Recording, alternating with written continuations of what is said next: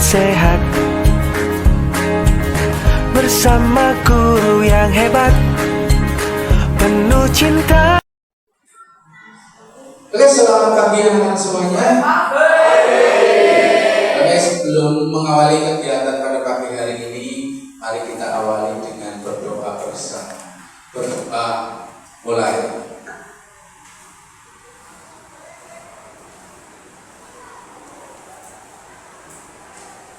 Selesai. Oke, terima kasih hari ini sudah datang di kelas kita, kelas BK yang luar biasa. Sebelumnya saya akan tanya untuk semangat pagi ini. Selamat pagi. Pagi, luar biasa.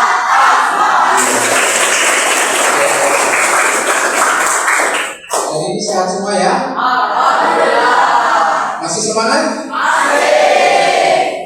Pak Guru ini akan memberikan suatu layanan bimbingan konseling yang kemarin baru saya dapat ketika mengikuti bimbingan teknik fasilitator daerah di Solo.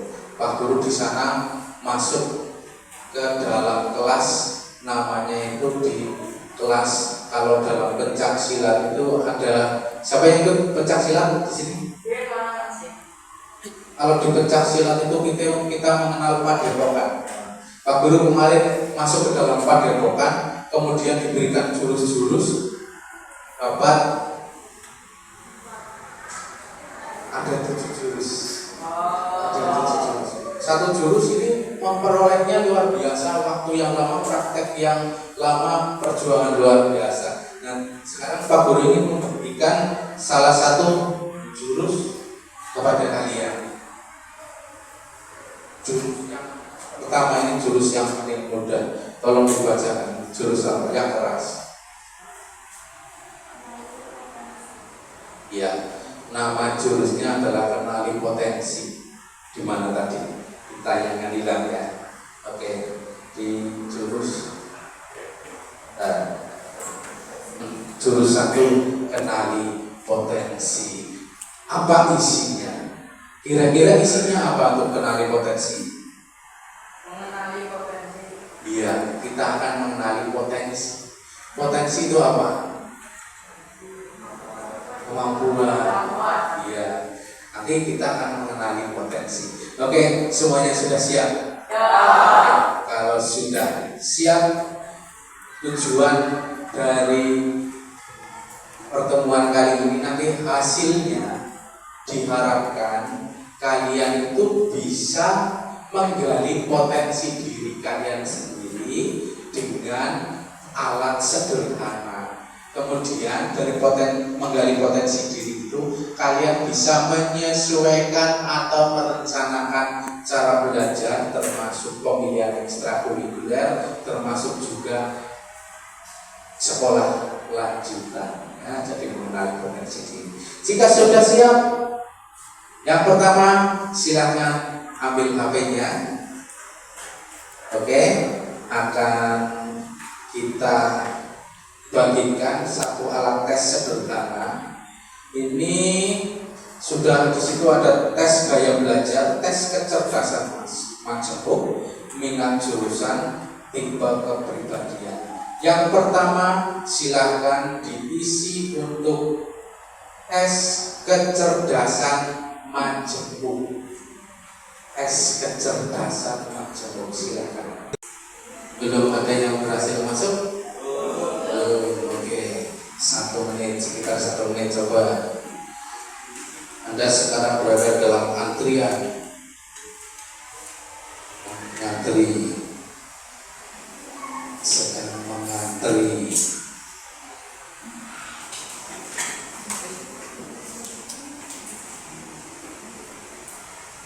Ada yang sudah? Yang sudah, silakan lanjut. Lanjut, isi sesuai kemampuan kalian. Tidak usah bertanya kepada teman kalian, karena ini menggambarkan nanti kemampuan kalian sendiri. Yang belum berhasil, tunggu. Ya. Ini masuk ke tes sekarang gitu. Ya, langsung masuk ke teks sekarang.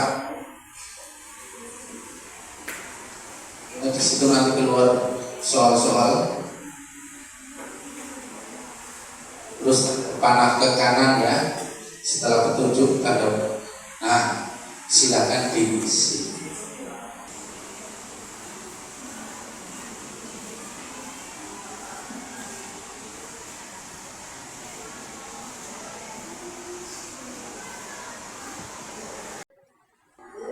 Oke, siapa yang sudah menyelesaikan?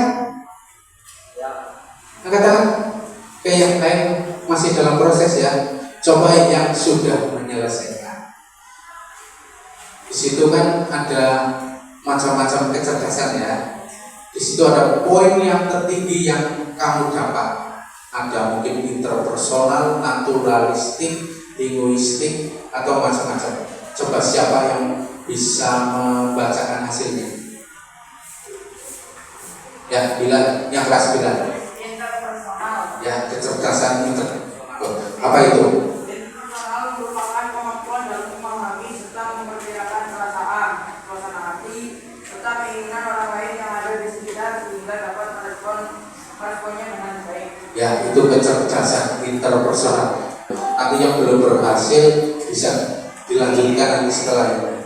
Ini adalah cara sederhana, tapi bukan ngawur. Cara sederhana, hui kecerdasan kita masing-masing. Oke, sementara HP-nya diletakkan dulu, kita ke materi.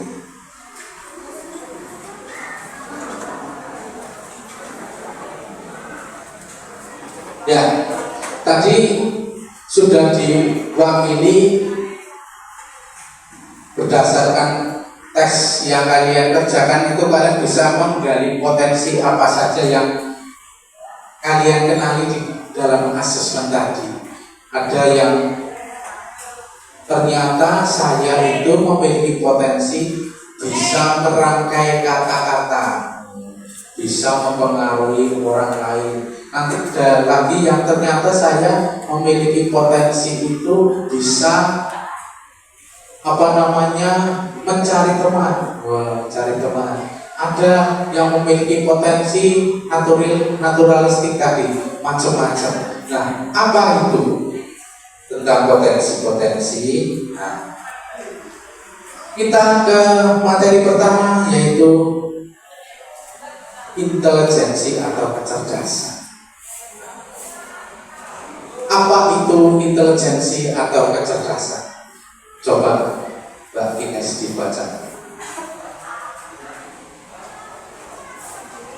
Kamu berulang bahwa kreativitas tidak bersama-sama.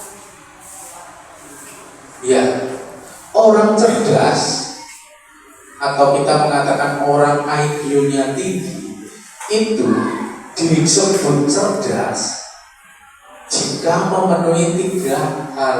Yang pertama, perilakunya berulang. Contoh, bila dikatakan cerdas hari ini, hanya mengerjakan 1 kali dikatakan cerdas. Saya mengerjakan matematika dengan cepat dan benar, tapi besok tidak benar, besok lagi tidak benar, belum dikatakan cerdas. Kemudian kreativitas.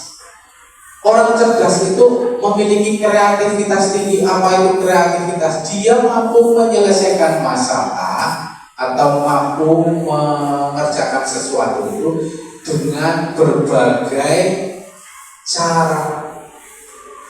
Dengan berbagai cara. Tidak hanya satu cara.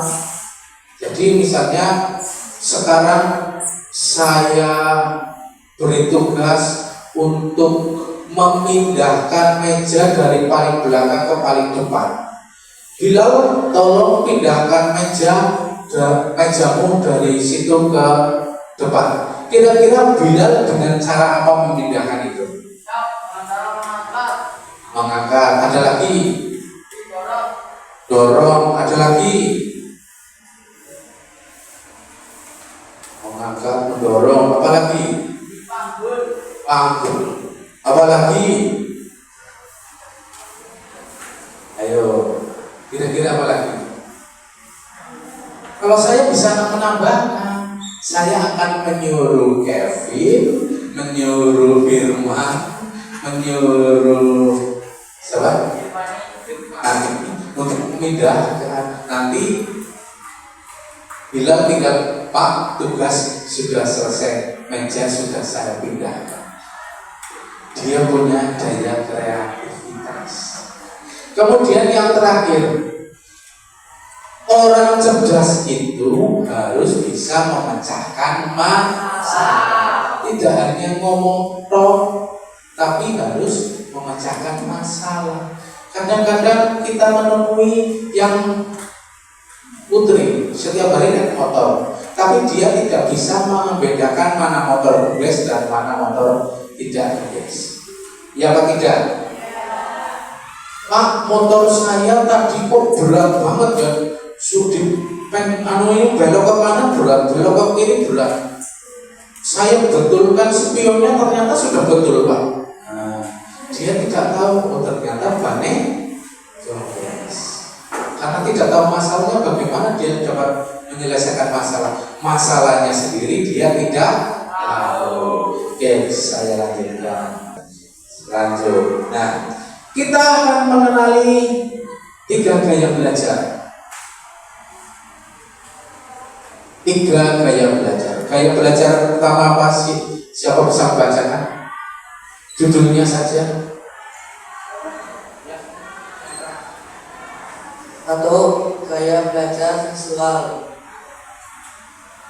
Gaya belajar visual. Gaya belajar visual. Sebelum kita saya jelaskan gaya belajar visual, ada gaya yang kedua auditori, yang ketiga gaya belajar kinesthetik. Oke, selanjutnya nih kalian bisa harusnya bisa berdiskusi. Kira-kira berdasarkan hasil tes tadi, kalian itu memilih yang paling dekat adalah ekstrakurikuler apa? Ekstrakurikuler apa yang cocok sesuai dengan kemampuan saya. Kemudian setelah ekstrakurikuler yang kelas 9 itu bisa merencanakan, saya besok ke SMA atau SMK. Kalau SMA jurusannya apa, ke SMK jurusannya apa, ya. Itu rencana ke depan, tapi rencana terdekat. Oke, ini ada 2 kolom. Ekstrakurikuler yang direkomendasikan, kemudian profesi masa depan yang relevan. Silakan kalian tulis berdasarkan hasil tes kalian tadi. Kalian tulis ekstrakurikuler yang sesuai untuk kalian sendiri-sendiri. Kemudian profesi masa depan yang relevan dengan diri kalian.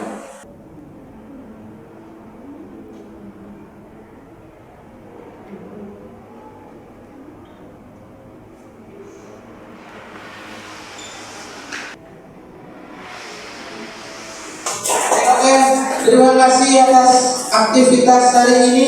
Hari ini sudah luar biasa ya. Jurus 1 sudah saya tularkan ke kalian. Jurus apa tadi yang pertama? Kenali potensi. Ada jurus berikutnya, tapi besok lah ya, biar kalian penasaran. Oke, dari apa yang kita peroleh hari ini, kita bisa menggarisbawahi bahwa ternyata setiap manusia itu punya potensi masing-masing. Kemudian setiap kita juga punya gaya belajar masing-masing. Oleh karena itu sangat penting untuk kita mengenali potensi kita masing-masing, mengenali gaya belajar kita masing-masing, supaya kita bisa belajar sesuai dengan gaya kita masing-masing, supaya kita bisa belajar dengan sesuai potensi masing-masing. Jadi tidak semua orang itu memiliki potensi yang sama, dan gaya belajar yang sama. Tepuk tangan untuk kita semua. Terima kasih untuk pertemuan kali ini. Sampai bertemu di pertemuan selanjutnya. Selamat siang.